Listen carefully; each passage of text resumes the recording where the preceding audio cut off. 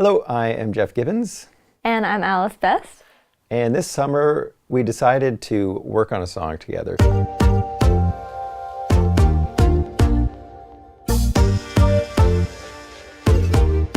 The first day was just coming up with some kind of idea and figuring out a genre, and we kind of went for just straight ahead pop song. That was a really long day, the first day, and we came up with some sort of bass line chords. Yeah. We were just playing around on the piano. I threw out a couple sort of melody tunes. Right. I think we nailed down that intro part. Yeah. And then we were talking about, what would you want the theme to be, Exactly. but I didn't really know at that point. Yep. And then I think you were like, well, do you want to just try and come up with lyrics? I went out in my car. That's right. Because I do a lot better when people aren't listening to me and if I can be on my own. I think it was after the second day when I went off for like a week to work on lyrics. Yep.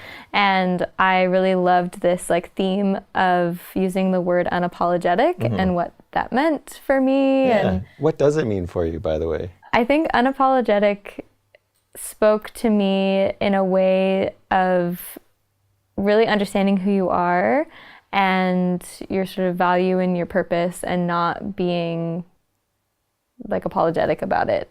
The world kind of tells you a lot of different things, different ways to be, and it can cause a lot of insecurity, and it can cause you to second guess yourself a lot.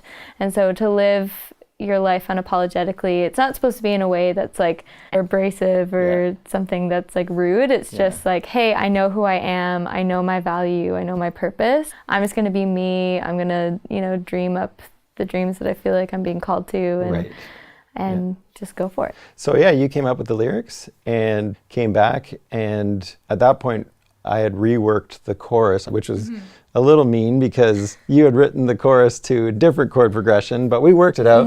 And I wasn't too attached. No, exactly. Yeah, and it was fun. It was a really organic process. And then at that point, you took that off again and practiced the new melody, getting ready to sing the vocals, came back in, did the vocal session. Yeah, we did it all in one day. That's right, the nice. vocals all in one day and the harmonies as well. Yeah. And then as far as the production goes, I started with a whole bunch of actual libraries from a company called ADSR. So they're kind of imitating famous artists that are out there. Their patches are great, they're really affordable, and I just used a whole bunch of those to start with, and then branched into other things, started using some of the old synthesizers that I've got, which was really fun. So I worked both of my vintage synths on a couple of different tracks and recorded real bass guitar. I tried some electric guitar.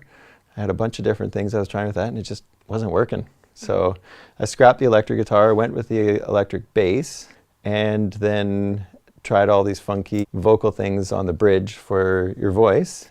So working with the synth for the vocals was something we had talked about originally on the first day. It's called a vocoder, that effect that I have on your voice in the bridge. And the vocoder has been around for a long time.